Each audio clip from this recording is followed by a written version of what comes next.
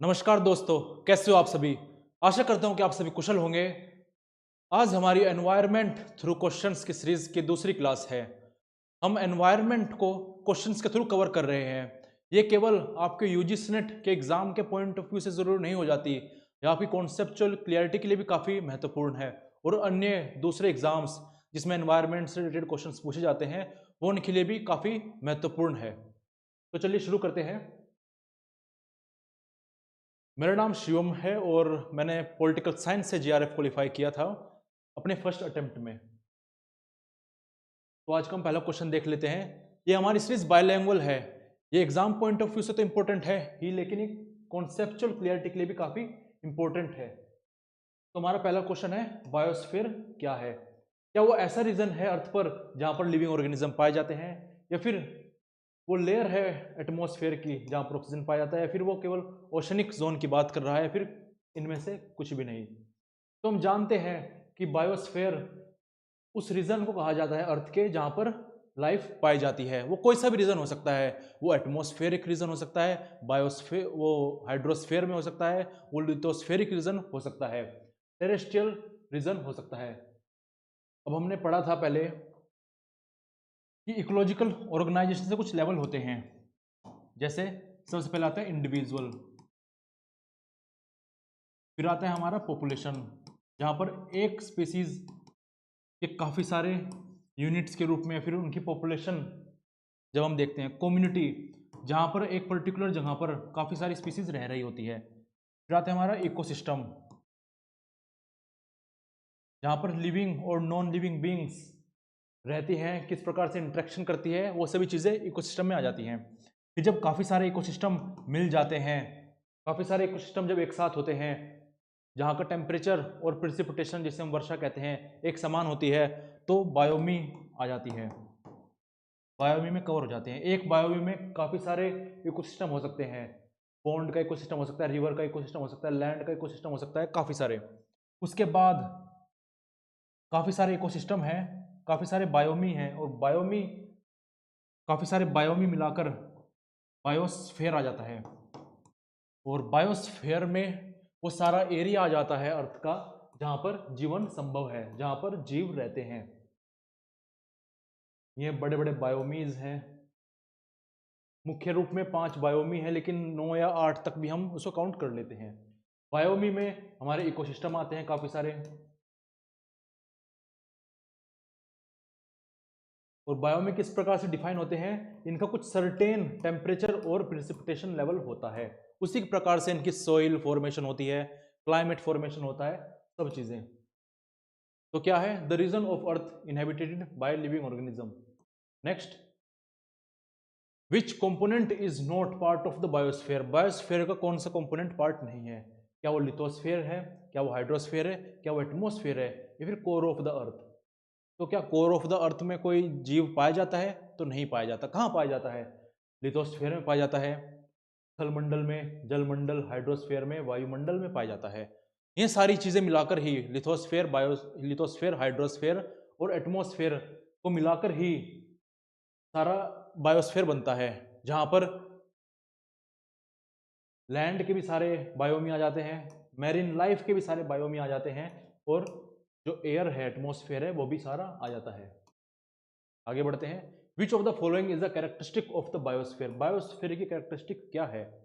क्या self regulated होता है, ये इंडिपेंडेंट होता है अर्थ के दूसरे सिस्टम से, लिमिटेड होता है टेरेस्ट्रियल इकोसिस्टम तक? तो ये तो नहीं होता, हमने अब तक पढ़ा। इसका कोई इफेक्ट नहीं होता एटमॉस्फेयर पर, ऐसा भी नहीं होता। एटमॉस्फेयर भी इसमें काउंट होता है, और एटमॉस्फेयर भी इसमें इन्फ्लुएंस इफेक्टेड होता है। तो ये सेल्फ रेगुलेटेड सिस्टम होता है। हमने जाना था कि इकोसिस्टम क्या है। इकोसिस्टम सेल्फ रेगुलेटेड सिस्टम है, जहाँ पर लिविंग ऑर्गेनिज्म दूसरे लिविंग ऑर्गेनिज्म के साथ इंटरेक्ट कर रहे हैं, नॉन लिविंग थिंग्स के साथ इंटरेक्ट कर रहे हैं, फिजिकल एनवायरनमेंट के साथ इंटरेक्ट कर रहे हैं। तो इकोसिस्टम का ये एक बहुत बड़ा रूप बायोस्फीयर ही तो है।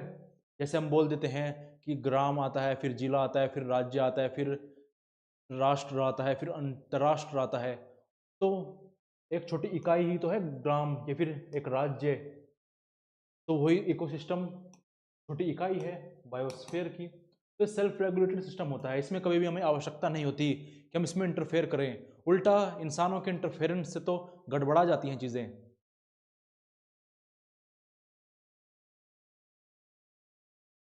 आगे पूछा गया इकोटोन क्या होता है।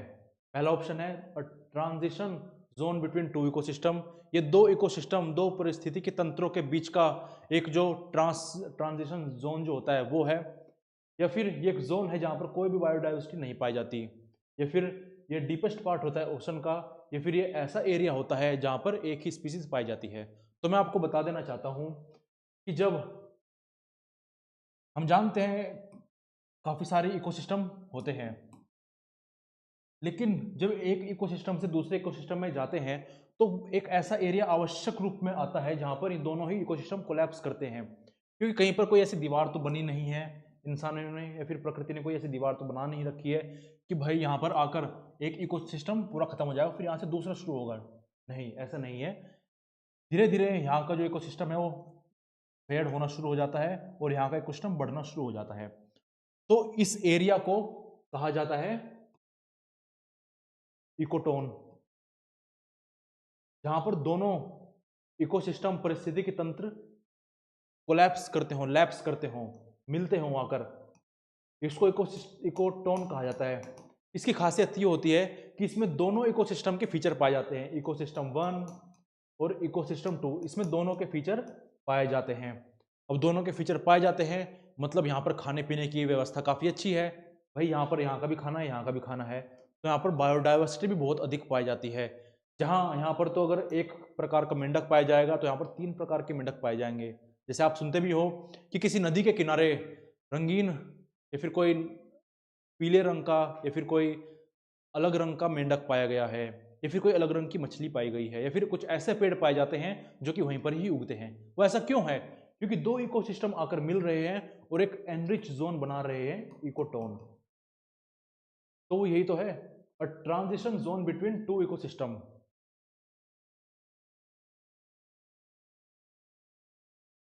पूछा गया है कि which of the following is the characteristic of an ecosystem, ecotone. मुख्य विशेषता क्या है इकोटोन की? तो मैंने आपको बताया था कि हाई बायोडाइवर्सिटी होती है, यहाँ पर हाई स्पीसीज डाइवर्सिटी होती है। जहाँ एक इकोसिस्टम में एक प्रकार का मेंढक पाया जाता है, वहीं दूसरी ओर जो उसके लगता इकोटोन होता है वहाँ पर 3 प्रकार के मेंढक पाए जा सकते हैं। क्यों? क्योंकि उसको यहाँ का भी भोजन मिल रहा है, यहाँ का भी भोजन उसको मिल रहा है। काफ़ी आसान सा एग्जाम्पल है, जब किसी नदी के किनारे जो सिस्टम बना हुआ होता है वो इकोटोन ही होता है। क्यों? क्योंकि जो आसपास नदी के आसपास जीव रह रहे हैं उनको मछली खाने को मिल रही है, मछली में रहने वाले जीव जंतु जो किनारे पर आते हैं उनको खाने को मिल रहा है, वे एक दूसरे को खा रहे हैं, एक दूसरे पर निर्भर हैं, उनकी फूड की जो चॉइसेस है वो बढ़ गई है, उनका न्यूट्रिशन में डाइवर्सिटी बढ़ गई है। इसकी वजह से काफ़ी बार ये देखने को मिलता है कि इकोटोन में कुछ प्रजातियां काफ़ी पॉपुलेशन हो गई है, वहाँ पर उनकी काफ़ी वृद्धि हो गई है। तो लो प्रोडक्टिविटी नहीं होती, हाई प्रोडक्टिविटी हो जाती है। एब्सेंस ऑफ एज स्पीसीज, अब एज स्पीसीज आगे क्वेश्चन आएगा उसमें हम देखेंगे कि क्या होती है एज स्पीसीज और क्या होता है एज इफेक्ट जो इकोटोन में पाया जाता है। यूनिफॉर्म हैबिटेट नहीं, ऐसा कुछ नहीं होता। देखो अगला ही क्वेश्चन हमसे पूछ लिया गया एज इफेक्ट के बारे में कि इकोटोन में एज इफेक्ट होता क्या है। क्या ये reduced biodiversity at the boundary होता है कि बाउंड्री पर आकर इकोसिस्टम की बायोडाइवर्सिटी कम हो गई है, या फिर बायोडाइवर्सिटी बढ़ गई है क्योंकि ओवरलैप्स हो गई है स्पीसीज, या फिर total absence of species at the boundary, boundary पर आकर कोई भी स्पीसीज नहीं है, ग्रेटर ह्यूमन एक्टिविटी हो रही है। तो ये नहीं है। क्या होता है एज इफेक्ट? ये होता है जब दो इकोसिस्टम, इकोसिस्टम 1 और इकोसिस्टम 2 आकर मिलते हैं, जहाँ से एक इकोसिस्टम से दूसरे इकोसिस्टम में हम जाते हैं तो एक जोन आता है जिसको हम इकोटोन कहते हैं। यहाँ पर दोनों तरफ से भोजन की पर्याप्त मात्रा हो जाती है, वातावरण थोड़ा मिक्सचर सा हो जाता है। तो ऐसे में कुछ स्पीसीज की जनसंख्या बढ़ जाती है क्योंकि कुछ स्पीसीज के अनुकूल परिस्थिति कुछ ज़्यादा ही बेहतर हो जाती है, तो ऐसे में उनकी जनसंख्या बढ़ जाती है। जैसे कुछ पेड़ पौधे हो गए, कुछ जानवर हो गए, कुछ कीट पतंगे हो गए, इनकी जनसंख्या काफ़ी बढ़ जाती है और इसी को एज इफेक्ट कहा गया है। ये इकोटोन में होता है एज इफेक्ट, जहाँ पर कुछ बायोडाइवर्सिटी बढ़ जाती है, कुछ स्पीसीज बढ़ जाती है ओवरलैप्स होने की वजह से, क्योंकि यहाँ पर जो रह रहा है उसको यहाँ का भी भोजन मिल रहा है, उसको यहाँ का भी भोजन मिल रहा है। चलिए आगे बढ़ते हैं। What is bio accumulation? हमने कल की क्लास में पढ़ा था, जो हमारी सीरीज चल रही है पेपर 1 से रिलेटेड एनवायरनमेंट की, learn Shri by Chauhan sir app पर। उसमें हमने पढ़ा था बायो एक्यूमुलेशन के बारे में और बायो मैग्निफिकेशन के बारे में। ये दोनों वे प्रोसेस है जिसके थ्रू कोई भी टॉक्सिन फूड चेन में आता है और फूड चेन में आकर आगे अलग अलग ट्रोपिक लेवल पर आगे बढ़ता रहता है।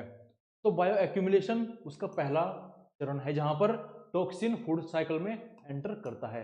किसी भी रूप में कर सकता है, चाहे घास पर केमिकल्स पड़े हुए हो, हिरण ने खा लिया हो, है ना। तो बायो एक्यूमुलेशन क्या है?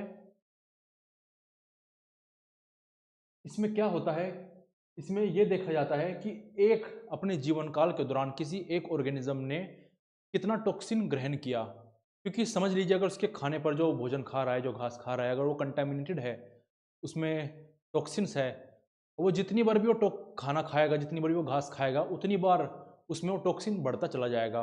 और जैसे जैसे समय बीतता जाएगा, मान लीजिए मछली है, जैसे जैसे समय बीतता चला जाएगा वैसे वैसे उसमें जो टॉक्सिन का जो लेवल है, मान लीजिए टॉक्सिन है उसमें, इसका जो लेवल है वो बढ़ता चला जाएगा। और एक समय ऐसा आएगा कि वो टॉक्सिन लेवल काफ़ी बढ़ जाएगा और फिर उसका जो शरीर होगा जीवन लायक नहीं बचेगा और वो मृत्यु को प्राप्त हो जाएगा। ठीक है, तो क्या है? The increase in the concentration of toxin substance in an organism over time. सबसे बड़ा अंतर जो बायो एक्यूमुलेशन और बायो मैग्निफिकेशन में है वो यही है। बायो एक्यूमुलेशन जहां एक और कहता है कि कितना टॉक्सिन कंसंट्रेट हो रहा है किसी एक ऑर्गेनिज्म में, वहीं दूसरी ओर बायो मैग्निफिकेशन कह रहा है कि जैसे जैसे ट्रॉपिक लेवल में आगे टॉक्सिन बढ़ रहा है, वो जैसे ट्रॉपिक लेवल में आगे बढ़ रहे हैं, फूड चेन में आगे बढ़ रहे हैं, तो कितने अमाउंट में टॉक्सिन कंसंट्रेट होता जा रहा है। तो इसमें क्या हुआ? Increase in the concentration of toxin in one organism over time, उसके जीवन काल में। अब देखिए यहाँ पर सेकंड ऑप्शन क्या है? Transfer of toxin through the food chain. ये किस में आएगा? ये बायो मैग्निफिकेशन में आएगा, जहां पर हम इकोलॉजिकल पिरामिड्स जो पढ़ते हैं, बायो मैग्निफिकेशन, जहाँ पर हम इकोलॉजिकल पिरामिड्स जो पढ़ते हैं, जहाँ पर नीचे सबसे नीचे प्रोड्यूसर्स होते हैं, उत्पादक होते हैं, फिर कंज्यूमर आते हैं, फिर सेकेंडरी थर्ड टर्चरी कंज्यूमर आते हैं। तो यहाँ से टॉक्सिन आगे आया, यहाँ से और बढ़ा बढ़ा बढ़ा, तो उसको बायोमैग्निफिकेशन कहा जाता है। हर स्टेज पर, हर ट्रॉपिक लेवल पर उसकी कंसंट्रेशन बढ़ती चली जाएगी, कम नहीं होगी, बढ़ती चली जाएगी। अब which substance is most likely to be bioaccumulate? तो क्या है? क्या वाटर सोलुबल टॉक्सिन शरीर में एक्यूमुलेट होगा? क्या फैट सोलुबल टॉक्सिन जैसे डीडीटी या मर्कुरी बॉडी में एक्यूमुलेट होगा? क्या न्यूट्रिएंट्स लाइक नाइट्रोजन एक्यूमुलेट होगा, या फिर ऑक्सीजन? तो ऑक्सीजन और नाइट्रोजन तो टॉक्सिन है ही नहीं। रही बात वाटर सोलुबल और फैट सोलुबल की, तो देखिए दो चीज़ें होती हैं यहाँ पर, केवल टॉक्सिन की ही बात नहीं है, यहाँ पर बात है अगर न्यूट्रिशन भी अगर हम लेते हैं, जैसे विटामिन्स होती है, vitamin A B C D, तो कुछ विटामिन्स होती हैं जो वाटर सोलुबल होती हैं, कुछ विटामिन्स ऐसी होती है जो फैट सोलुबल होती हैं। अंतर क्या होता है इनमें? वाटर सोलुबल विटामिन्स का मतलब है ऐसे विटामिन्स जो पानी में घुल जाएगी, मतलब अगर आपने उसका इंटेक किया विटामिन का, और जब आप यूरिनेशन के लिए जाओगे तो वो यूरिनेशन के थ्रू ही में विटामिन्स निकल जाएंगे, जैसे vitamin C. Fat soluble vitamins कौन सी होती हैं, या फिर फैट सोलुबल कंपोनेंट्स क्या होते हैं? फैट सोलुबल मैटर क्या होता है? ऐसा मैटर, ऐसा टॉक्सिन या फिर ऐसे विटामिन जो फैट में सोलुबल हो जाता है। और फैट में सोलुबल होने का मतलब क्या है? जो हमारे शरीर में फैट है वो उसमें चला जाएगा, जब तक वो फैट जाएगा नहीं पसीने वर्कआउट करने के थ्रू, या फिर फैट जब लूज होगा उसके थ्रू, जब तक फैट लूज नहीं होगा तब तक वो शरीर में रहेगा, फैट मॉलिक्यूल्स के बीचों में, फैट मॉलिक्यूल्स के रूप में। ठीक है, तो लेकिन तो अगर टॉक्सिन होगा वाटर सोलुबल तो यूरिनेशन के थ्रू निकल जाएगा किसी भी जीव के अंदर से। लेकिन अगर फैट सोलुबल होगा तो उसके मांस में, उसके मसल्स में, उसके फैट में वो इकट्ठा होता चला जाएगा। ठीक है, तो उसकी लॉन्ग लाइफ भी होनी चाहिए। अगर उसे आगे बढ़ना है तो एक्यूमुलेट होना है तो फैट सोलुबल होना चाहिए, जैसे मरकरी है और डीडीटी है। मरकरी कहाँ से आता है? फैक्ट्रीज जो हैं ज़मीन में गाड़ देती हैं अपने वेस्ट को, वो फिर रिसता हुआ अंडरग्राउंड वाटर में आता है, नदियों में आता है, और वहाँ से फिर हम पानी पीते हैं या फिर कोई और जानवर खाता है, तो हम इस प्रकार से मरकुरी हमारे अंदर एंटर कर जाता है और वो फैट सोलुबल होता है, इसलिए हमारे शरीर में रहता है और हमें नुकसान पहुँचाता है। इसलिए आजकल बच्चों को, जवानों को काफ़ी बीमारियाँ हो रही हैं। आगे अब पूछ लिया गया बायोमैग्निफिकेशन क्या है। तो क्या ये एक्यूमुलेशन है टॉक्सिन का एक इंडिविजुअल में, एक इंडिविजुअल ऑर्गेनिज्म में? नहीं सर, ये तो बायो एक्यूमुलेशन में आता है। क्या increase in toxin concentration as it moves up in food chain? क्या ये टॉक्सिन का बढ़ना है, जब कंसंट्रेशन का बढ़ना है जब ये फूड चेन में ऊपर जाता है? तो हाँ, बिल्कुल सही है। जब एक ऑर्गेनिज्म से दूसरे ट्रॉपिक लेवल पर जाता है, फिर तीसरे पर जाता है, वैसे वैसे इसकी संख्या बढ़नी शुरू हो जाती है, कंसंट्रेट होना शुरू हो जाता है। और इसलिए हमें देखने को मिलता है कि अपेक्स लेवल जो प्रीडेटर्स हैं, जैसे गिद्ध हो गया या फिर जो शेर हो गया, इनकी जनसंख्या कम हो रही है। क्यों? क्योंकि जब तक इनकी बारी आती है खाना खाने की, तो इनके फूड में, इनके जो भोजन होता है उसमें काफ़ी ज़्यादा टॉक्सिन आ चुका होता है, जो कि ये ग्रहण करते हैं और फिर इनकी मृत्यु या फिर ये बीमार हो जाते हैं, जीने योग्य नहीं बचते। ठीक है, आगे बढ़ते हैं। अब which organism are most affected by biomagnification? अब देखिए, क्या प्रोड्यूसर ज़्यादा इफेक्ट होता है, क्या प्राइमरी कंज्यूमर, क्या सेकेंडरी कंज्यूमर, क्या टॉप प्रेडेटर्स? मैंने अभी अभी आपको बताया था कि जो चैन में सबसे ऊपर बैठा होगा वो सबसे ज़्यादा इफेक्ट होगा। क्यों? क्योंकि जब तक उसकी बारी आएगी तब तक बायोमैग्निफिकेशन के प्रोसेस के चलते टॉक्सिन काफ़ी बढ़ चुका होगा। तो इसमें होगा टॉप लेवल प्रेडेटर्स। प्रोड्यूसर्स की बात करें तो ये ऑटोट्रोप्स होते हैं, जो अपना खाना खुद बनाते हैं। हिंदी में कहें तो स्वपोषी। फिर प्राइमरी कंज्यूमर कौन होते हैं? ये वो होते हैं जो पेड़ पौधों पर निर्भर रहते हैं अपनी ऊर्जा प्राप्ति के लिए, तो ये होते हैं हार्बीवोरस। फिर सेकेंडरी कंज्यूमर में कौन आते हैं? जो हार्बीवोरस को खाते हैं, ये होते हैं कार्निवोरस 1.0। फिर आते हैं टर्चरी कंज्यूमर आते हैं, या फिर टॉप लेवल प्रेडेटर्स आ जाते हैं, जो सबको सबसे ऊपर आते हैं फूड चेन में, जैसे लायन हो गया, या फिर जो वल्चर हुआ करते थे, अब तो काफ़ी कम देखने को मिलते हैं, नाम मात्र के। इस प्रकार से तो आगे बढ़ते हैं। What is the lowest layer of the atmosphere where most weather phenomena occur? अब हमने कल लेयर्स ऑफ एटमॉस्फेयर को देखा था अपनी पेपर 1 की क्लास में, जब जो ऐप पर चल रही है हमारे, लेयर्स ऑफ एटमॉस्फेयर को देखा था। तो क्या वेदर कंडीशंस स्ट्रेटोस्फेयर में होती हैं, ट्रोपोस्फेयर में, मेसोस्फेयर में, फिर थर्मोस्फेयर में? तो जिसने क्लास अटेंड करी होगी वो जानता है कि वो ट्रोपोस्फेयर में होती हैं। सभी वेदर कंडीशंस ज़्यादातर ट्रोपोस्फेयर में होती है। ट्रोपोस्फेयर कहाँ है? तो अगर ये अर्थ की सरफेस है, अगर हम मान लें इसको अर्थ की सरफेस, तो सबसे निचली जो वायु की परत है वो ट्रोपोस्फेयर ही है। अगर मैं आपसे पूछूं कि आप कौन सी लेयर में रह रहे हो, तो आप ट्रोपोस्फेयर में ही रह रहे हो। इसका इसकी जो ऊंचाई तक होती है ये 11 किलोमीटर तक होती है। फिर उसके बाद आती है हमारी स्ट्रेटोस्फेयर, जिसमें हम ओजोन लेयर भी देखने को मिलती है हमें। जो एरोप्लेन होते हैं सभी वेदर कंडीशंस से बचने के लिए इसके ऊपर जाकर उड़ान भरते हैं। फिर इसके ऊपर आती है हमारी मीजियोस्फेयर, फिर थर्मोस्फेयर। काफ़ी एक्सपर्ट्स बोलते हैं कि थर्मोस्फेयर तक आकर सारे एटमॉस्फेयर लेयर कवर हो जाती हैं, लेकिन कुछ बोलते हैं कि नहीं, उसके बाद भी आती है एक्सोस्फेयर। तो हमारा हो गया थर्मोस्फेयर, थर्मोस नहीं, ट्रोपोस्फेयर। अब प्राइमरी पोल्यूटेंट क्या है? देखिए जब हम बात करते हैं एयर पोल्यूशन की तो उसमें हम दो प्रकार के पोल्यूटेंट्स को पढ़ते हैं। एयर पोल्यूशन को जब हम पढ़ते हैं तो उसमें दो चीज़ें आती हैं, एक तो प्राइमरी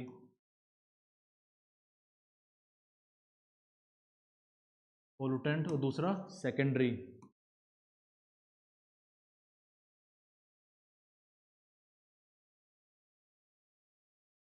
प्राइमरी पोल्यूटेंट वे होते हैं जो कि डायरेक्ट रूप में एनवायरनमेंट को नुकसान पहुंचाते हैं। वो कौन होते हैं? जो गाड़ियों से धुआं निकलता है, जो फैक्ट्रियों से धुआं निकलता है, जो हम लकड़ियां जलाते हैं उससे धुआं निकलता है। तो क्या है, वो डायरेक्ट रूप से carbon monoxide, nitrogen dioxide, sulphur dioxide, ये सारी गैसेज रिलीज करने से वो डायरेक्ट पोल्यूट कर रहे हैं एनवायरनमेंट को। सेकेंडरी पोल्यूटेंट कौन से होते हैं? ये वो होते हैं जो किसी एनवायरनमेंट में तो हैं लेकिन किसी केमिकल रिएक्शन के चलते वो अब पोल्यूटेंट बन चुके हैं। जैसे अगर हम बात करें ओजोन की, ओजोन स्ट्रेटोस्फेयर में पाई जाती है ओजोन लेयर, लेकिन अगर धरती पर आ जाए तो नुकसान पहुंचा देगी। धुंध की बात करें तो ये भी सेकेंडरी में आता है। क्यों आता है? क्योंकि इसमें प्राइमरी पोल्यूटेंट और कुछ जिसे हम वोलेटाइल ऑर्गेनिक कंपाउंड्स कहते हैं, कंपोनेंट्स कहते हैं, उनके मिक्सचर से सनलाइट की प्रेजेंस में उनमें जो रिएक्शन होती है उसकी वजह से स्मोग बनता है। कौन सा स्मोग? फोटोकेमिकल स्मोग, जिसको जो गर्मियों में स्मोग आता है। भारत में तो नहीं देखने को मिलता, लेकिन लॉस एंजलस में जो स्मोग मिलता है देखने को वो फोटोकेमिकल स्मोग होता है, जो कि केमिकल रिएक्शन से आता है। तो सल्फर डाइऑक्साइड प्राइमरी पोल्यूटेंट है। क्यों? क्योंकि वो गाड़ियों से सीधा डायरेक्ट रूप में निकलता है, SO2। तो इसका आंसर क्या हो गया? SO2। और कौन कौन से हैं प्राइमरी पोल्यूटेंट्स, तो हम देख लेते हैं। SO2 तो हो गया। नाइट्रोजन के ऑक्साइड्स, कार्बन के भी oxide, monoxide, carbon dioxide, methane, benzene, C6H6, CFC, ये क्या है? ये प्राइमरी पोल्यूटेंट्स है। इनके एनवायरनमेंट में होने मात्र से ही ये जब पोल्यूशन होता है तो सबसे पहले यही निकलती है और ये प्राइमरी पोल्यूटेंट बन जाती है। बाकी रेन एसिड रेन और स्मोग, फोटोकेमिकल स्मोग जो है ये सेकेंडरी में आते हैं। अब पूछा गया है सेकेंडरी पोल्यूटेंट क्या है? क्या कार्बन मोनोऑक्साइड है? तो नहीं है, अभी हमने देखा। तो डायरेक्ट गाड़ियों से निकलता है। क्या नाइट्रोजन डाइऑक्साइड है? ये भी नहीं, ये भी गाड़ियों से डायरेक्ट निकलता है। क्या वो लेड है? PB नहीं, ये भी डायरेक्ट निकलता है। कैसे निकलता है? जब स्मेल्टिंग का प्रोसेस होता है। अब आप पूछोगे सर स्मेल्टिंग का प्रोसेस क्या है? तो जब हम ओर्स को प्योर मेटल में बदलते हैं, प्योरीफाई करते हैं, प्राकृतिक रूप में जो धातु पाए जाते हैं उनको हम प्योरीफाई करते हैं, शुद्धिकरण जब हम इनका करते हैं फैक्ट्रियों में मेटलर्जी से, तो क्या होता है? काफ़ी मात्रा में PB निकलता है वेस्ट के रूप में। तो डायरेक्ट तो आया। ग्राउंड लेवल ओजोन, इसकी बात करें तो ये है सेकेंडरी पोल्यूटेंट। अब आप पूछोगे कैसे सर? तो ठीक है, ये स्ट्रेटोस्फेयर में तो अल्ट्रावायलेट रेज को रोकता है, लेकिन अगर वो धरती पर आ जाए, ट्रोपोस्फेयर में आ जाए जहाँ पर हम रहते हैं, वहाँ पर नुकसान पहुँचाएगा। कैसे? ये नाइट्रोजन के ऑक्साइड्स के साथ रिएक्ट मिलकर नाइट्रोजन ऑक्साइड और वोलेटाइल ऑर्गेनिक कंपाउंड्स मिलकर सनलाइट की प्रेजेंस में क्या बनाएंगे? ये बनाएंगे ओजोन, और ये धरती पर हमारे श्वास लेने योग्य नहीं होता। आगे बढ़ते हैं। अब देखो आगे पूछा गया है मेन कंपोनेंट क्या? फोटोकेमिकल स्मोग का भी आपको बताया था मैंने। तो क्या है? ग्राउंड लेवल ओजोन है।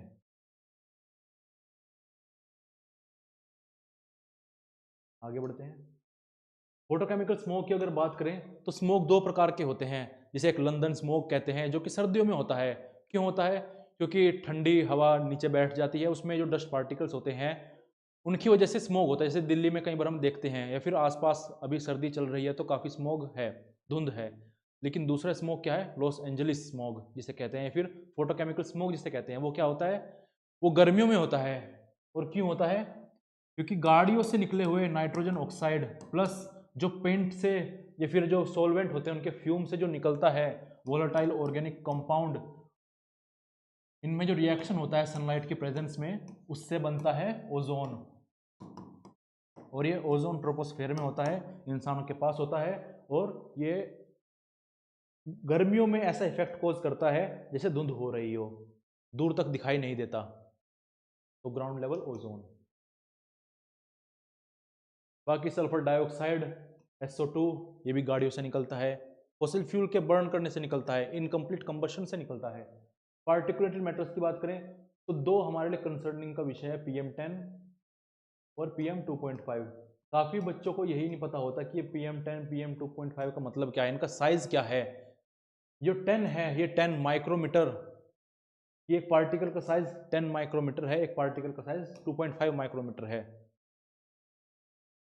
ये दिखाता है, ये काफ़ी नुकसानदायी होती है क्योंकि हमारे ब्लड स्ट्रीम में, लंग्स में आसानी से चली जाती हैं। कंपैरिजन के लिए अगर मैं आपको बताऊं तो हमारे जो बाल होता है, जो सिर पर जो बाल है, उसका साइज कितना होता है, 100 माइक्रोमीटर। अब देख लीजिए इसके आगे 2.5 माइक्रोमीटर क्या ही होगा, कितना छोटा होगा, कितना बारीक होगा। ये नुकसानदायी होते हैं।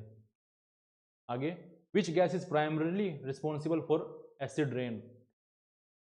अब एसिड रेन के लिए कौन सी गैस प्राइमरी रिस्पॉन्सिबल होती है, तो वो होती है हमारी सल्फर डाइऑक्साइड। सल्फर नाइट्रोजन के ऑक्साइड्स भी होते हैं लेकिन मेजरली सल्फर डाइऑक्साइड होती है। अब एसिड रेन क्या होती है, अम्लीय बारिश वर्षा क्या होती है, तो क्या होता है, फॉसिल फ्यूल के बर्न करने से, चाहे पेट्रोल हो, डीजल हो, कोल हो, किसी चीज़ के बर्न करने से सल्फर डाइऑक्साइड रिलीज होती है। नाइट्रोजन के ऑक्साइड भी रिलीज होते हैं, ये ऊपर जाते हैं और इनमें रिएक्शन होती है वाटर की प्रेजेंस में, वाटर वेपर्स की प्रेजेंस में, और ये एसिड बन जाते हैं, सल्फ्यूरिक एसिड, नाइट्रेट एसिड, और फिर ये बरसते हैं धरती पर, मेघा के रूप में बरसते हैं ये। और क्या करते हैं, हमारी बिल्डिंगें, मोनूमेंट्स या फिर जो धातुओं की वस्तु होती है उन्हें इरोड करते हैं, खराब करते हैं। हमारी स्किन पर गिर जाए हमें एलर्जी कर सकते हैं, है ना। पेड़ पौधे वनस्पतियाँ होती हैं, उनके पत्तों पर गिरती है, उनके पत्तों को खराब कर देती है, काफ़ी जीव जंतु मारे जाते हैं। तो ये है हमारी एसिड रेन। इसलिए काफ़ी बार मम्मी बोलती भी है कि सीज़न, जो बारिश के मौसम की जो पहली बारिश है उसमें नहीं नहाना चाहिए। क्यों? क्योंकि सारा जो डस्ट, सारा जो पोल्यूशन एकत्रित हो चुका है पूरे एनवायरनमेंट में, पूरे वायुमंडल में, वो सारा नीचे आ जाएगा। Next, which layer of the atmosphere contains ozone layer, तो वो स्ट्रेटोस्फेयर है। स्ट्रेटोस्फेयर की अगर हम बात करें तो ये 11 किलोमीटर से लेकर 50 kilometre above the earth surface इसकी रेंज पाई जाती है। ट्रोपोस्फेयर की 11 किलोमीटर तक है, उसके ऊपर मेजोस्फेयर आती है, फिर थर्मोस्फेयर आती है। मेजोस्फेयर में उल्कापिंड जलकर राख हो जाते हैं। थर्मोस्फेयर में टेम्परेचर काफ़ी ज़्यादा होता है, इसका एरिया भी काफ़ी ज़्यादा होता है। और अरोराज जो हम देखते हैं वो थर्मोस्फेयर में ही होते हैं, क्योंकि थर्मोस्फेयर में काफ़ी जगह ऐसी होती है जहाँ पर आयनोस्फेयर बन चुका होता है, जहाँ पर जो एटम्स होते हैं वो आयन्स में तब्दील हो चुके होते हैं, इलेक्ट्रॉन्स वहाँ से निकल चुके होते हैं। उसी की वजह से अरोरा जो इफेक्ट होता है वो क्रिएट होता है नॉर्थ और साउथ पोल पर। In which layer of the atmosphere do aurora occurs. अभी देखिए हमने यही क्वेश्चन देखा था, तो वो है आपका थर्मोस्फेयर में, तापमंडल में हमें अरोराज देखने को मिलते हैं। Which layer has the highest concentration of water vapours. अब देखिए सारी वेदर रिलेटेड कंडीशंस, फिनोमिनाज कहाँ पर होते हैं, तो होते हैं आपके ट्रोपोस्फेयर में, जो कि लोवेस्ट लेयर है एटमॉस्फेयर की, जिसमें इंसान रहते हैं, यहाँ पर लिविंग बींग्स रहते हैं। तो यहाँ पर जो एयर प्रेशर होता है काफ़ी ज़्यादा होता है, सबसे नीचे तो सबसे ज़्यादा होता है, फिर कम कम होना शुरू हो जाता है। तो वाटर वेपर्स सबसे ज़्यादा कंसंट्रेशन में ट्रोपोस्फेयर में ही रहते हैं, जब तो यहाँ पर बादल बनते हैं और फिर बादल बनकर यहीं पर बरस जाते हैं। और जब एयरप्लेन जो होता है वो इनके ऊपर जाकर उड़ता है, क्यों? क्योंकि ऊपर बादल नहीं होंगे, क्योंकि ऊपर तक वाटर वेपर्स गए ही नहीं है। तो ट्रोपोस्फेयर हो गया, उसके ऊपर आता है हमारा स्ट्रेटोस्फेयर, फिर मीजोस्फेयर, फिर थर्मोस्फेयर, फिर एक्सोस्फेयर।